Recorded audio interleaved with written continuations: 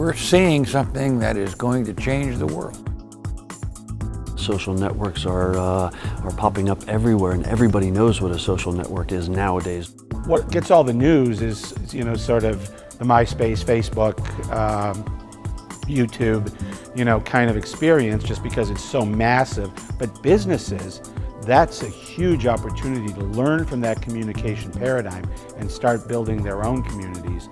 When a customer is investigating a company to do business with, the first place they go now is the internet. So it shouldn't be buy here, click here, buy.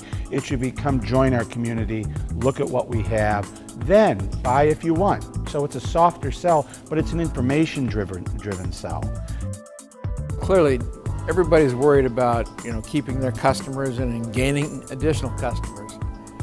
Client retention is so key to profitability. To go after a new client is so much more expensive and costly than to retain an existing one. With the advent of social networks inside the organization, corporations can look to communities that they build and host as a very novel, innovative, and effective way to reach out and have a conversation with their customers. Brand is about dialogue now. It's about having those conversations. It's a very, very powerful tool because it's doing something in basic human nature. When you go to bed at night and you think about your day and what makes you feel really good is if somebody cared about your opinion. I think it has great value to the public sector in terms of its engagement with the citizenry. And informed citizenry, I think, makes for better democracy, makes for better decision making.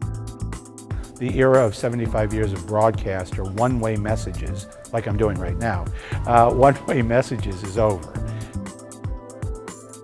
You need to create an experience in these communities that's compelling, it's captivating, so people will actually spend time there, because there's so many other things tugging on them for their attention. A good example is, Jeep customers are really passionate people, and they're involved with doing things in the outdoors and so forth. They've got lots of common interests, and building a community that would reach the different types of Jeep owners is going to be a lot more effective than in spending time on TV ads and magazine ads and so forth, and a lot less money. So you're going to save a lot more money, you're going to build brand loyalty, and you're going to build excitement about the brand. The smarter ones understand this is a big undertaking, and that sort of scares them a little bit, because if you really want to do this right, you're going to have to bring in all elements of your company. And most companies are still organized like they were in 1950. Well, hello. It would have helped us in many, many ways, particularly in our international business. We didn't have a system that really allowed for them to tell us the truth completely.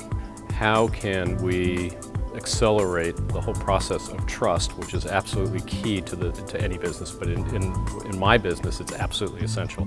I am managing the wealth of families that is very long-term, could be multi-generational, or it could be brand new wealth that's been created. The social networks in the healthcare industry are something that has to happen. Where do I go so that I can communicate with the proper people and get the right answers? And the companies that don't jump in first and build the more thoughtful and deep and provocative communities are going to, be waylaid, because their customers are just going to bypass them. Yeah, some people will look at this like, say, well, it's just a passing fancy.